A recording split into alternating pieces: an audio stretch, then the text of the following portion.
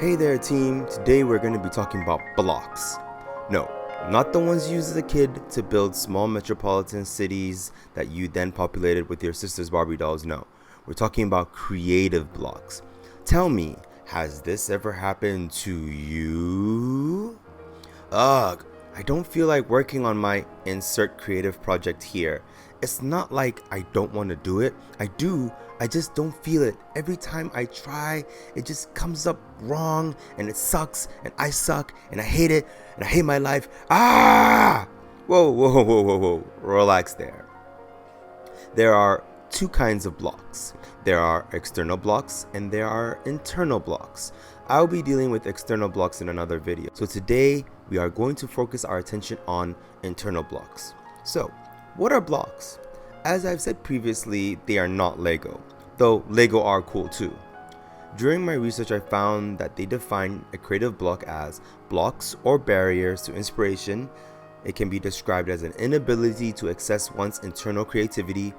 Writers, musicians, performers, artists are all more likely to be affected by creative blocks, which can last for days, weeks, months, or even years. But how would I describe a creative block? Well, I feel like there are blocks that directly affect your ability to create, and there are blocks that affect your creativity in general. What do I mean by this?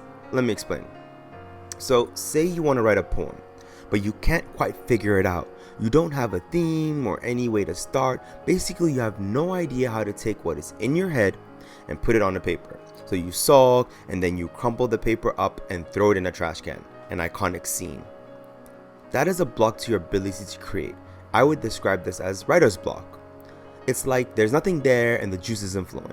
The other type of block to your creativity is, for example, you want to create, you have an idea, you even have a rough piece of paper with some rough ideas. Let's take the poem idea for example. This time you have a theme. You've even done some research and read other poems similar to what you want to discuss, and yet you tell yourself that you will write it another day. And the another day you sit down to write, and then you say, you know what, I'll do it another day. You keep pushing it back further and further down the list of things you need to do till it disappears into oblivion. Both of these forms of blocks are similar, but the fundamental difference is, with one, it's like the tap isn't flowing at all. With the other one, it's like the tap is flowing, it's working, it's just, you just haven't turned it on.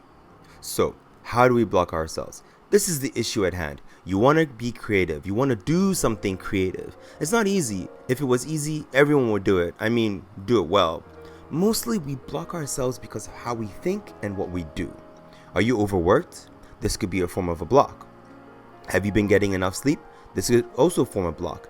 See, the thing is, how we block ourselves, in my opinion, is a psychological state. I'll give you an example from my life. I write poetry. I've been writing poetry since as far back as I can remember. Okay, that's a lie. I've been writing since about high school. And it's something that comes to me quite easily. So at some point, I moved from poetry to writing lyrics because I was like, it's just words, rhyming, all that kind of stuff. Easy peasy, right? So I've been trying to do this small mixtape to show myself that I can do it. Also, I think it would be a lot of fun. And I've actually written out the whole album. I have 5 songs, but to sit down and practice the songs, I don't do it. To ask someone for help with the structure of the project, I don't do it. To record, I don't do it. This is a block that I put up on myself. And when I'm honest with myself about this block, and I'll get more into it in my next section, is that I'm afraid. I'm afraid I'm not cool enough, or the work won't resonate with people, or that I'll let my musical idols down. But I created this block by pushing back on my work. I want to do it, but if you go deep inside, you can see how you block yourself. It's psychological. We block ourselves by placing barriers in our own way, and we don't just do this with creative work. Why don't you talk to that girl you really like?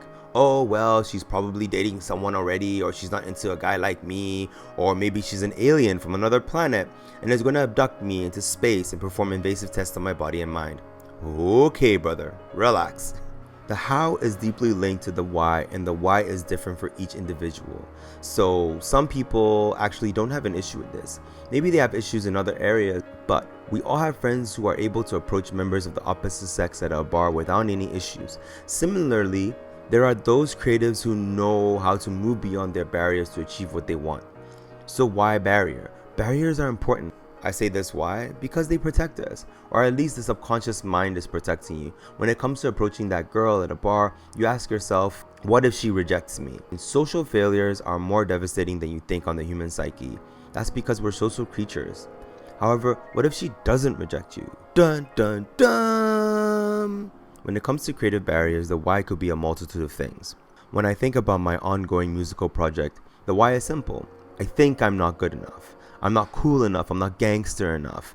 I mean, am I trying to make a top 40 hit?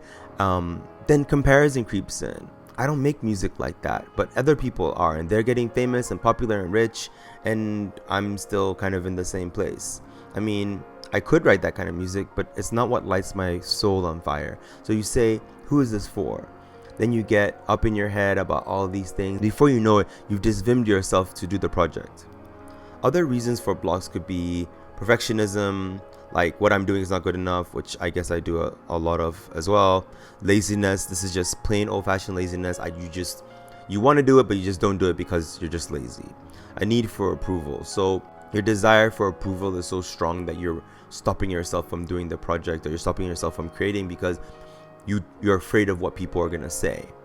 Which ties into fear of rejection, fear of the unknown. You don't know how it's going to turn out. You don't know how people are going to respond to what you're doing. Lack of support could also be a barrier. If you have a friend who's telling you, hey man, like you can do this, get on it, that could really help. Negative self-talk. I think we all have this kind of problem where we're just saying negative things to ourselves. This isn't good enough. This sucks. I'm terrible. I'm the worst artist ever. Like, who do I think I am? The list can go on. And it's really frustrating because you can't blame someone else. I mean, you can, but that won't really solve your problem. You have only one person that can take responsibility for your actions, and that is yourself. So you look at yourself in the mirror like Michael Jackson did, and you make a change, or at least you try to. Let's talk about removing creative blocks. The best way to remove a creative block is to light up your room with some incense, maybe some sage, and lead the smoke around all the four corners of your room. Okay, not exactly, but also maybe. Use the sage. Try the sage. So ways to remove creative blocks have to do with yourself, obviously. First of all, you can learn to be honest with yourself. I am standing in my own way creatively. Why? And this can be difficult, and it takes a lot of self-awareness to say this is my responsibility and not anyone else's fault. Finding that line between those two is quite challenging. If you're too much to the it's someone else's fault side, and you risk blaming others for your problems. And sometimes this is the case. Those are external blocks, and we're going to talk about that in another video.